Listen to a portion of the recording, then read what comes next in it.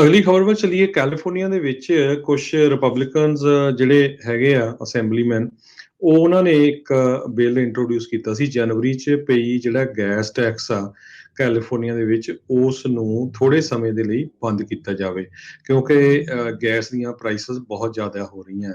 ਪਰ ਅੱਜ ਖਬਰ ਆ ਰਹੀ ਆ ਕੈਲੀਫੋਰਨੀਆ ਸਟੇਟ ਗੈਸ ਟੈਕਸ ਜਿਹੜਾ ਸਭ ਤੋਂ ਜ਼ਿਆਦਾ ਆ ਪੂਰੇ ਨੇਸ਼ਨ ਦੇ ਵਿੱਚ, ਉਸ ਨੂੰ ਫੇਰ ਵਧਾਉਣ ਜਾ ਰਹੇ ਆ।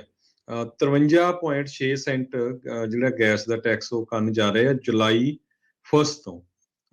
ਸੋ ਮਈ 1 ਡੈਡਲਾਈਨ ਸੀਗੀ ਗਵਰਨਰ ਗੈਬਨ ਨਿਊਸਮ ਦੇ ਮੁਤਾਬਕ ਲਾ ਮੇਕਰਸ ਨੂੰ ਕੋਈ ਅਪੀਲ ਕਰਨ ਦੇ ਲਈ ਕੋਈ, ਪਰ ਹੁਣ 2 ਦਿਨ ਰਹਿ ਗਏ ਆ, ਕਹਿੰਦੇ ਇਹਦੇ 'ਚ ਤਾਂ ਕੁਝ ਹੋਣਾ ਨਹੀਂ ਹੈਗਾ। ਸੋ ਇਸ ਕਰਕੇ ਅਲਟੀਮੇਟਲੀ ਇਹ ਜਿਹੜਾ ਗੈਸ ਟੈਕਸ ਆ ਉਹ ਵੱਧ ਜਾਊਗਾ। ਜੇ USA ਦੇ ਵਿੱਚ ਦੇਖਿਆ ਜਾਵੇ ਅੱਜ ਦੇ ਹਿਸਾਬ ਦੇ ਨਾਲ ਐਵਰੇਜ ਗੈਸ ਦੀ ਪ੍ਰਾਈਸ $4.13 ਪਰ ਗੈਲਨ ਆ, ਤੇ ਜਿਹੜੀ ਕਿ $2.88 ਅਪ ਆ 1 ਸਾਲ ਪਹਿਲਾਂ ਨਾਲੋਂ। ਪਰ ਕੈਲੀਫੋਰਨੀਆ ਦੇ ਵਿੱਚ ਐਵਰੇਜ ਗੈਸ ਦੀ ਪ੍ਰਾਈਸ $5.68 ਆ, ਤੇ ਕੁਛ ਕਾਉਂਟੀਜ਼ ਦੇ ਵਿੱਚ ਕੁਛ ਏਰੀਆਜ਼ ਜਿਵੇਂ ਕਿ ਮੋਨੋ ਕਾਉਂਟੀ ਆ, ਉੱਥੇ ਗੈਸ ਦੀ ਪ੍ਰਾਈਸ $6.61 ਹੈਗੀ ਆ। ਰਾਈਟ ਨਾਓ ਕੈਲੀਫੋਰਨੀਆ ਦੇ ਵਿੱਚ ਹਾਈਐਸਟ ਗੈਸ ਟੈਕਸ ਹੈਗਾ 51 ਸੈਂਟ। ਸੋ ਜਿਸ ਨੂੰ ਵਧਾ ਕੇ ਹੁਣ 53.6 ਸੈਂਟ ਕੀਤਾ ਜਾਊਗਾ ਜੁਲਾਈ 1 ਤੋਂ।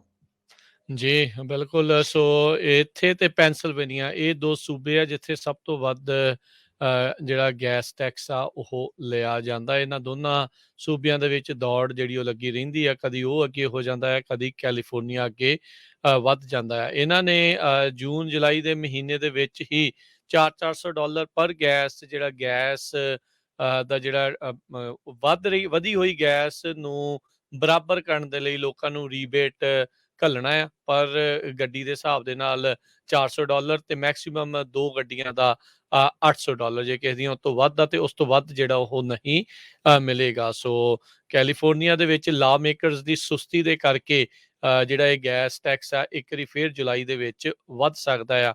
ਉਹ ਤਾਂ ਗਵਰਨਰ ਨਿਊਸਮ ਆ, ਉਹਨਾਂ ਨੇ ਕਿਹਾ ਸੀਗਾ ਵੀ ਇਸ ਵਾਰ ਗੈਸ ਟੈਕਸ ਵਧਾਉਣ ਦੇ ਉਹ ਹੱਕ 'ਚ ਨਹੀਂ ਆ, ਵੀ ਇਸ ਨੂੰ ਆਪਾਂ ਰੋਕ ਲੈਂਦੇ ਆ। ਪਰ ਲਾ ਮੇਕਰਸ ਦੇ ਦੁਆਰਾ ਕਿਸੇ ਵੀ ਤਰੀਕੇ ਦਾ ਬਿੱਲ ਜਿਹੜਾ ਕੋਈ ਨਹੀਂ ਘੜਿਆ ਗਿਆ।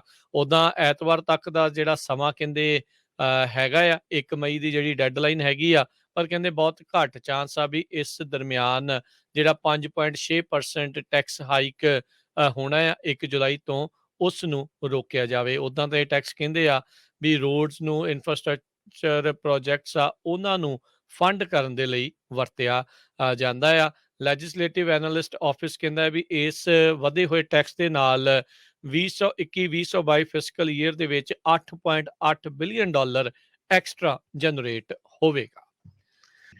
ਅਗਲੀ ਖਬਰ ਵੱਲ ਚੱਲੀਏ। ਕੈਲੀਫੋਰਨੀਆ ਦੇ ਵਿੱਚ ਕੁਛ ਰਿਪਬਲਿਕਨਸ ਜਿਹੜੇ ਹੈਗੇ ਆ ਅਸੈਂਬਲੀਮੈਨ, ਉਹ ਉਹਨਾਂ ਨੇ ਇੱਕ ਬਿੱਲ ਇੰਟਰੋਡਿਊਸ ਕੀਤਾ ਸੀ ਜਨਵਰੀ 'ਚ ਪਈ ਜਿਹੜਾ ਗੈਸ ਟੈਕਸ ਆ ਕੈਲੀਫੋਰਨੀਆ ਦੇ ਵਿੱਚ, ਉਸ ਨੂੰ ਥੋੜ੍ਹੇ ਸਮੇਂ ਦੇ ਲਈ ਬੰਦ ਕੀਤਾ ਜਾਵੇ ਕਿਉਂਕਿ ਗੈਸ ਦੀਆਂ ਪ੍ਰਾਈਸਿਸ ਬਹੁਤ ਜ਼ਿਆਦਾ ਹੋ ਰਹੀਆਂ। ਪਰ ਅੱਜ ਖਬਰ ਆ ਰਹੀ ਆ ਕੈਲੀਫੋਰਨੀਆ ਸਟੇਟ ਗੈਸ ਟੈਕਸ ਜਿਹੜਾ ਸਭ ਤੋਂ ਜ਼ਿਆਦਾ ਆ ਪੂਰੇ ਨੇਸ਼ਨ ਦੇ ਵਿੱਚ, ਉਸ ਨੂੰ ਫੇਰ ਵਧਾਉਣ ਜਾ ਰਹੇ ਆ। 53.6 ਸੈਂਟ ਜਿਹੜਾ ਗੈਸ ਦਾ ਟੈਕਸ ਉਹ ਕਰਨ ਜਾ ਰਹੇ ਆ ਜੁਲਾਈ 1 ਤੋਂ। ਸੋ ਮਈ 1 ਡੈਡਲਾਈਨ ਸੀਗੀ ਗਵਰਨਰ ਗੈਬਨ ਨਿਊਸਮ ਦੇ ਮੁਤਾਬਕ ਲਾ ਮੇਕਰਸ ਨੂੰ ਕੋਈ ਅਪੀਲ ਕਰਨ ਦੇ ਲਈ ਕੋਈ, ਪਰ ਹੁਣ 2 ਦਿਨ ਰਹਿ ਗਏ ਆ, ਕਹਿੰਦੇ ਇਹਦੇ 'ਚ ਤਾਂ ਕੁਝ ਹੋਣਾ ਨਹੀਂ ਹੈਗਾ। ਸੋ ਇਸ ਕਰਕੇ ਅਲਟੀਮੇਟਲੀ ਇਹ ਜਿਹੜਾ ਗੈਸ ਟੈਕਸ ਆ ਉਹ ਵੱਧ ਜਾਊਗਾ। ਜੇ USA ਦੇ ਵਿੱਚ ਦੇਖਿਆ ਜਾਵੇ ਅੱਜ ਦੇ ਹਿਸਾਬ ਦੇ ਨਾਲ ਐਵਰੇਜ ਗੈਸ ਦੀ ਪ੍ਰਾਈਸ $4.13 ਪਰ ਗੈਲਨ ਆ, ਤੇ ਜਿਹੜੀ ਕਿ $2.88 ਅਪ ਆ 1 ਸਾਲ ਪਹਿਲਾਂ ਨਾਲੋਂ। ਪਰ ਕੈਲੀਫੋਰਨੀਆ ਦੇ ਵਿੱਚ ਐਵਰੇਜ ਗੈਸ ਦੀ ਪ੍ਰਾਈਸ $5.68 ਆ, ਤੇ ਕੁਛ ਕਾਉਂਟੀਜ਼ ਦੇ ਵਿੱਚ ਕੁਛ ਏਰੀਆਜ਼ ਜਿਵੇਂ ਕਿ ਮੋਨੋ ਕਾਉਂਟੀ ਆ, ਉੱਥੇ ਗੈਸ ਦੀ ਪ੍ਰਾਈਸ $6.61 ਹੈਗੀ ਆ। ਰਾਈਟ ਨਾਓ ਕੈਲੀਫੋਰਨੀਆ ਦੇ ਵਿੱਚ ਹਾਈਐਸਟ ਗੈਸ ਟੈਕਸ ਹੈਗਾ 51 ਸੈਂਟ। ਸੋ ਜਿਸ ਨੂੰ ਵਧਾ ਕੇ ਹੁਣ 53.6 ਸੈਂਟ ਕੀਤਾ ਜਾਊਗਾ ਜੁਲਾਈ 1 ਤੋਂ।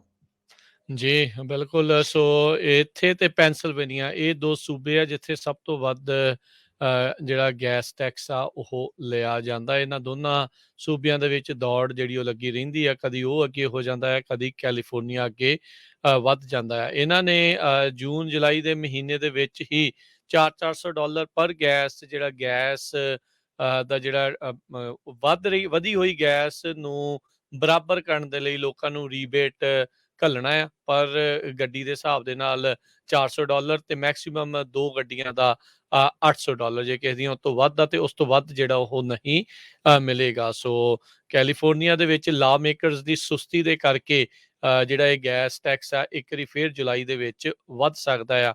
ਉਹ ਤਾਂ ਗਵਰਨਰ ਨਿਊਸਮ ਆ, ਉਹਨਾਂ ਨੇ ਕਿਹਾ ਸੀਗਾ ਵੀ ਇਸ ਵਾਰ ਗੈਸ ਟੈਕਸ ਵਧਾਉਣ ਦੇ ਉਹ ਹੱਕ 'ਚ ਨਹੀਂ ਆ ਵੀ ਇਸ ਨੂੰ ਆਪਾਂ ਰੋਕ ਲੈਂਦੇ ਆ, ਪਰ ਲਾ ਮੇਕਰਸ ਦੇ ਦੁਆਰਾ ਕਿਸੇ ਵੀ ਤਰੀਕੇ ਦਾ ਬਿੱਲ ਜਿਹੜਾ ਕੋਈ ਨਹੀਂ ਘੜਿਆ ਗਿਆ।